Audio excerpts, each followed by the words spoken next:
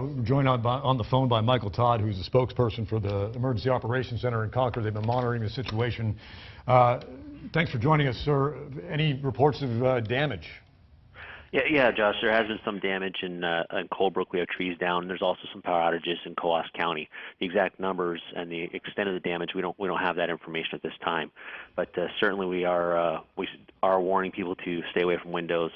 Get into their basement if they have one. If you're outside, we have a lot of campers and kids out of school right now, so that's a concern for us. If you're outside, don't try to outrun the tornado, and certainly don't try to outrun it in your car. Get into a ditch, the lowest area you can find, cover your head, and be mindful of rising waters. And Michael, are you also monitoring the tornado warning in the Lakes region that's going on right now? Have you heard anything from that area of our state? Yeah, we are monitoring the situation very closely, and we don't have any information in regard to damage or power outages caused by that particular warning, but it is of concern. But the message is the same, that you should get away from your windows, stay away from doors and outside walls, go into your basements if you have one. If you're outside, get into a structure if there is one available. If not, get into a low ditch and cover your head and be mindful of rising waters. Yeah, Mike, I mean, obviously, when the storms pass, it'll be a time to look at the damage, but right now this is all about public safety and making sure that people who are in the path of this storm are within the window of the tornado warnings. Once again, there are two of them right now in New Hampshire.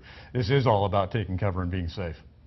Absolutely, and we can't stress enough. Don't try to outrun a storm. And what individuals often do is go under an overpass or a bridge because they think that'll keep them safe. That actually increases their danger. So, again, if you are outside, seek a low-lying area and cover your head.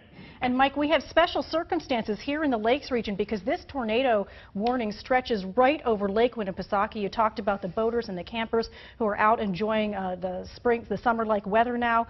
Are you doing anything to warn them or to get them to safety?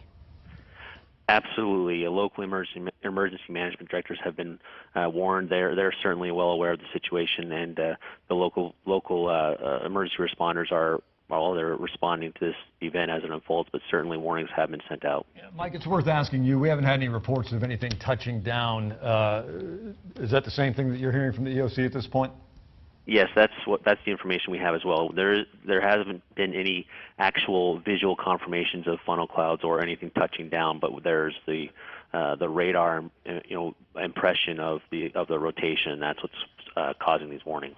And Mike, give us a quick glimpse of what's happening in our state capitol right now at the EOC. Are you listening in to emergency responders in the areas of these tornado warnings? Are you speaking to them to get immediate updates?